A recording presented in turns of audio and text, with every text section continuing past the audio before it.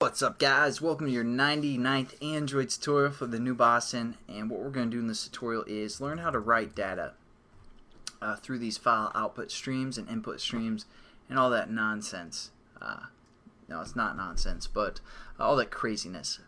So what we can do is basically I show you guys how to open a file through the file name here, and then we closed it within our onCreate. So that's basically saying, hey, if we don't have this file name, we're just going to set it up for the most part and close it. That's all we did in the last tutorial. Now what we're going to do is we're going to open it, write something to it, and then close it. So we have this file output stream, right? And we call it FOS. And what we're going to do is, again, we can just say open. Actually, let's set up our edit text, or our string first. So we're going to say our string, and we're going to call this the data that we're going to save. And what we're going to do is we're going to say, again, our edit text, which we called shared data, and then we're going to say get text again, and toString here. And now what we can do is we're going to write this this string basically to our file output. But we can do that a few different ways. So one way that we can do it is we can create a file, and we're going to call this file F. And again, you have to import file, and all we're going to say is new file name, or I'm sorry, new file, and within parentheses we're going to put our reference, or our file name, which again we created a string called file name, and that's kind of our path that we're saving to. So we're going to say file name like this. So basically we can write to this file a few different ways. So one way is, or we can write to this output stream a few different ways. Like in the last tutorial, I'll show you guys kind of how to open it using a file name string and a kind of the context. Another way we can do this is actually using a file that we just set up. So we can say our FOS, and we're going to say new file output stream, and within parentheses we're going to give it a file name instead of a string in the context. And again, we just hit our surrounding try and catch, and that's going to open it. And then we can also do FOS.close. And we would write within here,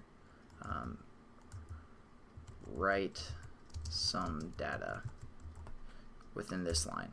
But we aren't going to actually use this method. I just wanted to kind of show you guys how you can set up a file according to a string name, and then use just a new constructor basically that's going to send it to the file output stream class. What we're going to do is we're actually going to comment out this whole line of code, and I've showed you guys, you know, just forward slash, two forward slashes, and we can say saving data via file, something like that. But that only codes out one line of code. You guys probably know this if you've done Java, but we can also just say /*, and it's going to code out everything until we do something like another */. So now it's just going to comment out this block of code here, since we are actually going to use this methodology of saving data. We're going to actually kind of use the same type of setup that we did in the last tutorial. So we're going to just say FOS equals open file output,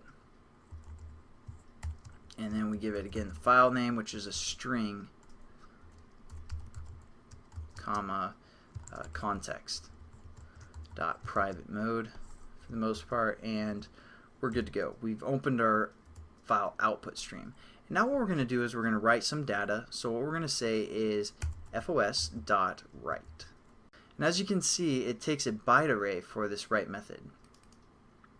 So all we're going to do now is convert our string that we got from our edit text into kind of a byte array.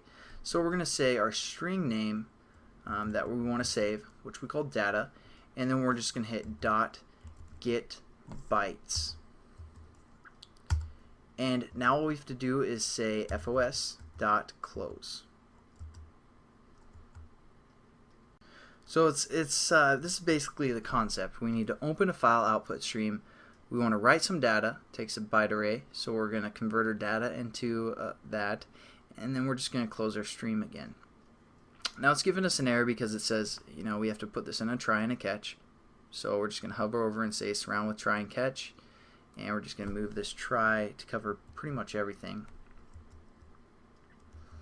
And then we'll just add the extra exceptions that we need. So after we write, we want to close. Control-Shift format. Delete that line of code. And we are pretty much done. I mean, that's basically this tutorial.